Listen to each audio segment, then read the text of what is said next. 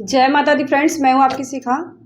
और कैसे हैं आप सभी लोग, प्लीज़ कमेंट बॉक्स में ज़रूर बताइएगा। और आज मैं फिर से हाजिर हूँ आप सभी लोग के बीच में एक बहुत ही प्यारा, बहुत ही खूबसूरत, बहुत ही दर्द भरा एक बेटी विवाह कन्यादान गीत को लेकर के। फ्रेंड्स, कैसा लगेगा आप सभी लोग को मेरा यह गीत, प्लीज़ अपनी राय कमेंट बॉक्स में ज़रूर शेयर कीजिएगा।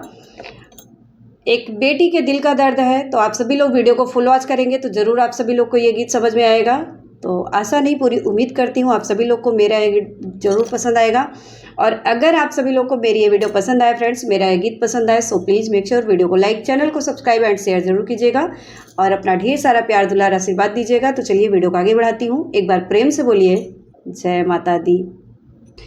अब का रोवेला तू दे के कन्यादान बाबूजी, अब का रोवेला तू दे के कन्यादान बाबूजी, जब बना दिला घर के मेहमान बाबूजी, जब बना दिला घर के मेहमान बाबूजी।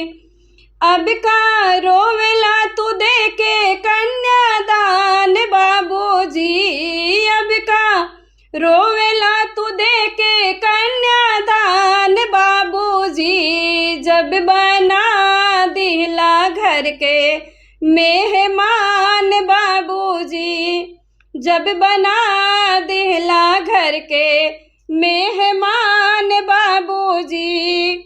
सोच ले न रहले की होई विदाई, सोच ले न रहले की होई विदाई, छूट जाई घरवा दुआर बाबू माई, छूट जाई घरवा दुआर बाबू माई, हमसे छीन लिहला अपन पहचान बाबूजी, हमसे छीन लिहला अपन पहचान बाबूजी, जब बना दिहला घर के मेहमान बाबूजी।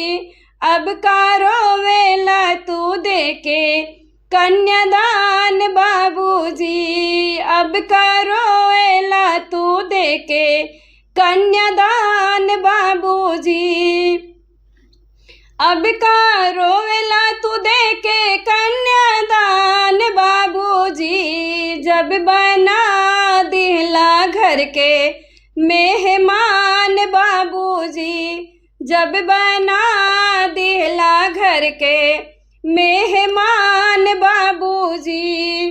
माई के अचरा के प्यार हमसे छूटले, माई के अचरा के प्यार हमसे छूटले, गौवा नगरिया से नाता सब छूटले, गौवा नगरिया से नाता सब छूटले, काहे हमरा के बुझेला नादान बाबूजी, काहे हमरा के बुझेला नादान बाबूजी, अब बना दिला घर के मेहमान बाबूजी, जब बना दिला घर के मेहमान बाबूजी। अब का रोवेला तू दे के कन्यादान बाबूजी,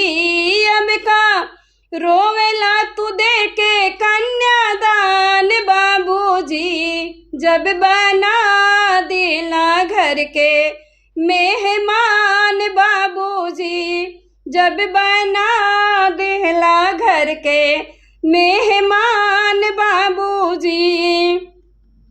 भाई भौजाई के साथ हमसे छूटले, भाई भौजाई के साथ हमसे छूटले, ससुरे के लोगवा के नाता तनिको न बूझले, ससुरे के लोगवा के हमका तनिको न बूझले।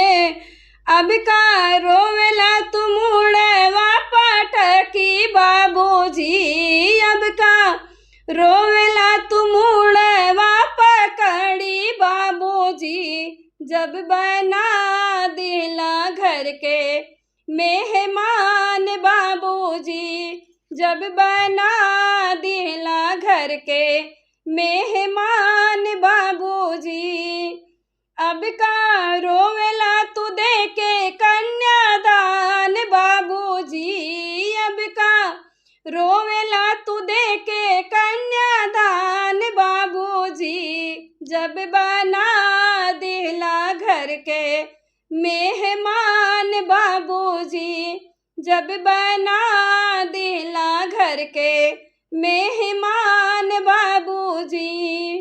सो जय माता दी फ्रेंड्स। गीत कैसा लगा आप सभी लोग को प्लीज़ अपनी राय कमेंट बॉक्स में ज़रूर शेयर कीजिएगा और अपना ढेर सारा प्यार दुलार आशीर्वाद दीजिएगा फ्रेंड्स। एक बेटी के दिल का दर्द है, तो चलिए उम्मीद करती हूँ आप सभी लोग अपना प्यार दुलार आशीर्वाद जरूर देंगे। तो इसी के साथ वीडियो का एंड करती हूँ, मिलती हूँ नेक्स्ट वीडियो में। तब तक के लिए बाय बाय फ्रेंड्स। एक बार प्रेम से बोलिए जय माता दी।